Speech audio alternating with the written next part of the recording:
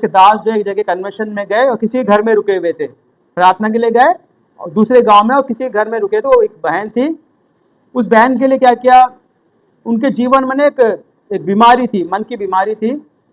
तो कभी भी जितना भी दवाई खाए ठीक नहीं होती थी। तो परमेश्वर के दास उनके घर में गए और उनके लिए प्रार्थना की। तो परमेश्वर ने बताया ये जो है ना, जो है ये माफ नहीं कर पा रही है, ठीक है ना, क्या नहीं कर पा रही है, माफ नहीं कर पा। तो उन्होंने पूछा बहन तो आपने क्यों किसी, परमेश्वर बता रहे कि आप माफ नहीं कर पा रहे हो, किसको नहीं माफ कर पा रहे हो, क्यों आप नहीं कर पा रहे? तो क्या वो बताते हैं कि मेरे जो उनके पति जो है ना, कि पति ने क्या किया, इनको ऐसे परिस्थिति जब वो बहुत कष्ट में थी, छोड़कर दूसरी शादी करके वो चले गए।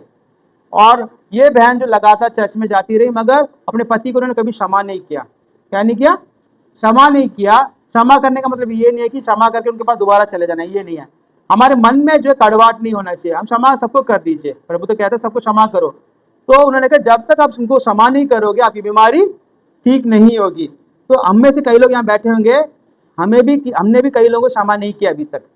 क्या नहीं किया? क्षमा नहीं किया। कहीं ना कहीं क्या कड़वाहट है कि हमें गुस्सा है कि भाई उन्होंने कई साल पहले मेरे साथ इन्होंने विरोध किया है, उन्होंने मेरे साथ बुरा किया है, तो मैं उनको क्यों क्षमा। उनको देखते क्या होता है, हमें गुस्सा आता है, जलन होता है कि यार इन्होंने क्या किया, मेरे साथ इतने साल पहले बुरा किया था। अगर क्षमा नहीं करोगे तो प्रभु भी जो है आपको क्षमा नहीं करेगा।